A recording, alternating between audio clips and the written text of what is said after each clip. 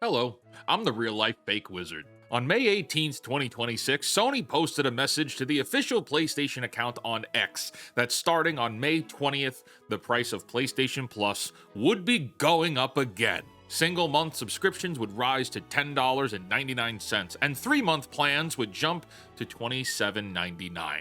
The reason given was ongoing market conditions, a phrase so vague it could mean anything, which is precisely the point. Conversely, just a few days earlier, Microsoft had announced it was lowering the price of Xbox Game Pass Ultimate by $6 a month and rebranding to Xbox in all caps in attempts to rally Xbox fans to return to the platform. At the time of recording this, there is a pretty strong rumor sweeping social media that PlayStation will no longer be shipping single-player games to multi-platform and that exclusives like Wolverine would stay locked to PlayStation hardware forever. Oh, and there is a very serious story of PlayStation accounts being hijacked through a known security flaw that Sony has been aware of for 6 months at least and done absolutely nothing about. This is the state of PlayStation as of May 2026, the most expensive it has ever been to buy in, and the least secure it has ever been to stay in,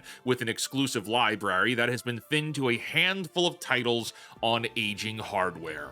Sony is charging premiums for an ecosystem that fails to deliver premium results on virtually every front that matters to gamers. But don't you worry, because prices will keep going up. The current wave of increases started in September of 2023, and I think it's important we go through all of them just so you could see the full picture. Sony raised the annual price of every PlayStation Plus tier. Essential went from $60 to $80, Extra jumped from $100 to $135, Premium from $120 to $160. Those are increases of 33 to 35% across the board, implemented on the same day that Xbox released Starfield on Game Pass. From there, the pace has only accelerated. In April 2025, Sony raised PlayStation 5 hardware prices all over the world, bumping the digital edition up by roughly $50 in each region. The same month, PlayStation Plus prices were also hiked in over 20 additional countries across all 3 tiers. Then came August 25 with the US hardware price increase. Every PlayStation 5 model went up by $50, announced with less than 24 hours notice. The disc edition hit $550. The digital edition hit $500. The PlayStation 5 Pro landed at $750 at that point. Sony cited a challenging economic environment, the same language it would recycle in every subsequent increase. 7 months later, on March 27th, 2026 this year, Sony announced a second, larger global hardware price hike, effective as of April 2nd. The disc PS5 jumped another $100 to $650. The digital edition rose to $600. The PlayStation 5 Pro surged by $150 up to $900, making it the most expensive mainstream home console ever sold. This increase hit the US, UK, Europe, and Japan all simultaneously. And that brings us to right now with the May 26 PlayStation Plus price hike, which prompted this video. Monthly subscriptions are up $1. Quarterly plans are up $3. It's another round of ongoing market conditions, another round of silence about specifically what those conditions are. Here is the cumulative result for an American gamer. The PlayStation 5 Disc Edition launched in November 2020 at $500. It now costs $650. That is a 30% increase on hardware whose core components have remained fundamentally unchanged for 5.5 years. Every previous PlayStation generation got cheaper as it aged. The PlayStation 5 is the first to reverse this trajectory. So, if it all costs more, what exactly are you getting for all this extra money? Walk into a store today as a first-time buyer. The cheapest PlayStation 5 with a disc drive is $650. Add a 12-month PlayStation Plus Essential subscription, which is required for online multiplayer in virtually every game, and you're sitting at $730 in the United States before you own a single game. Mind you, This is just the United States. It's worse throughout the rest of the world. Okay, and maybe you need some gear, right? Maybe you need another controller for couch co-op multiplayer or something. Well, that's going to run you 75 to 85 bucks. Then PlayStation first-party games all cost $70. Maybe you need a headset for online gaming, and that's going to add another $100 to $200. And remember, Sony's own marketing pushes you towards the PlayStation 5 Pro. It's their flagship experience. That console alone is $900, and it ships without a disc drive. So add another $80 on top of that for the attachment if you want it.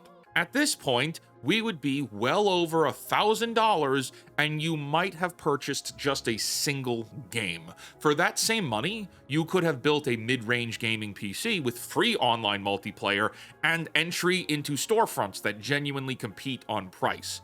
Backwards compatibility stretches back decades on PC. Or, alternatively, and I can't believe I'm saying this, you could buy a Nintendo Switch 2 at $500 and have the other $500 left over for a ton of games. Also, keep in mind that Nintendo ships new first-party games nearly every single month. PlayStation doesn't have new games.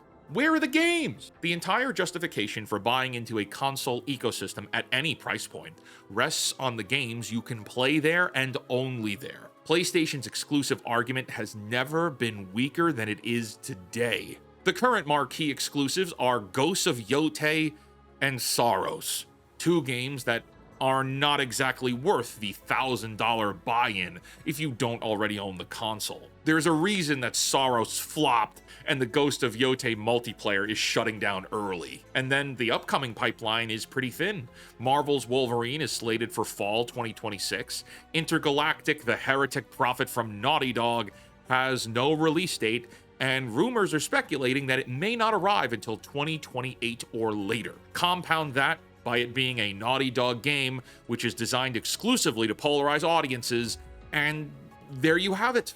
That's the PlayStation roadmap. Meanwhile, the games that built PlayStation's reputation as the home of premium single-player experiences like God of War and Spider-Man, Horizon, Last of Us, even Ghost of Tsushima, have already all made their way over to PC over the past few years. The brand identity was constructed on titles that are no longer exclusive to the brand at all. So everything of the past is available on other platforms, and everything coming soon is replaceable.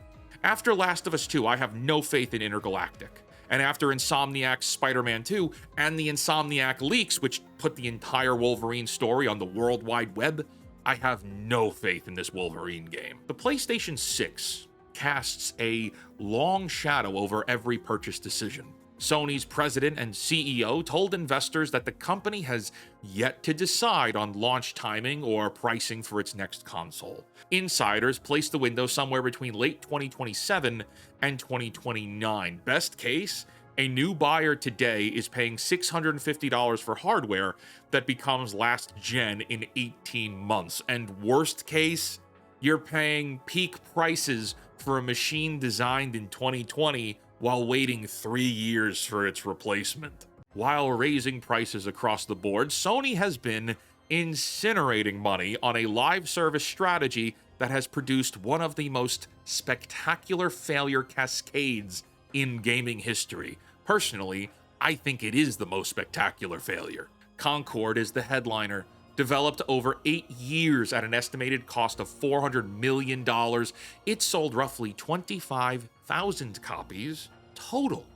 Sony pulled it offline on September 6th, just 14 days after launch, and had to refund every purchase. Then on the other side, we have Marathon from Bungie, which tells a slower but equally damning story.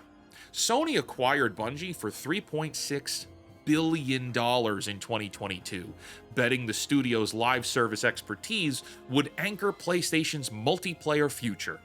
Marathon launched in March of 2026 at $40 retail price, and it peaked at 88,000 concurrent Steam players.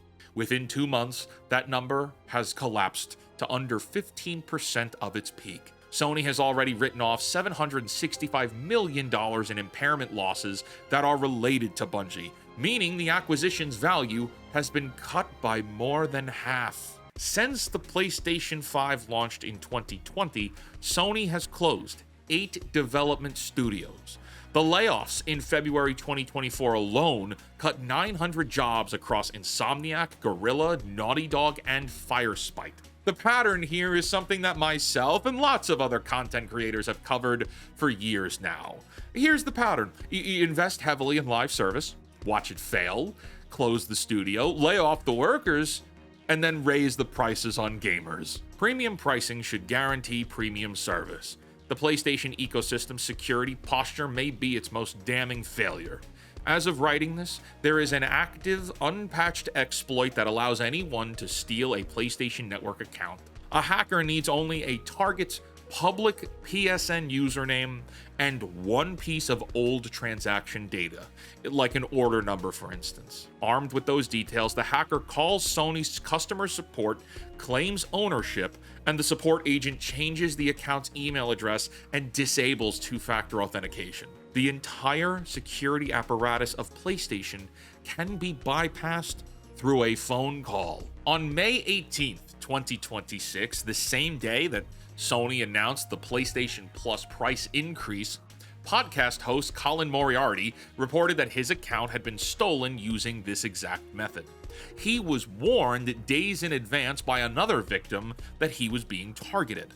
Colin recovered his account, but only because he personally knows people inside of Sony who escalated his case. The average PlayStation gamer paying $650 for a console does not have that same recourse. This sits with a broader pattern of security failures that stretch back over a decade. There's a whole history here with Sony. The 2011 PlayStation Network breach exposed the personal data of 77 million users and took the network offline for 23 days. That was the big one during the PlayStation 3 era. You'd think they'd have learned by now. In March 26 of this year, yet another outage hit with 14,000 reports. Sony's response in each case is exactly the same. They acknowledge the problem very briefly, they restore the service, and then they offer no explanation, moving on to new things. Every thread in this story points in the same direction. Sony has raised prices on hardware, subscriptions, and individual game sales while closing 8 studios, laying off over 900 employees, burning hundreds of millions of dollars on failed live service experiments, leaving critical security vulnerabilities unpatched for half a year, and offering a narrowing window of exclusive games on aging hardware that is confirmed to be approaching the end of life. Microsoft is lowering subscription prices to win back gamers. Nintendo just launched a new console, and they ship games monthly. PC gaming offers free multiplayer, competitive storefronts, and ownership if you shop at places like GOG. And with the upcoming Steam Cube and Steam Frame systems, you get accessibility at variable pricing. You can get a $3,000 gaming PC, sure.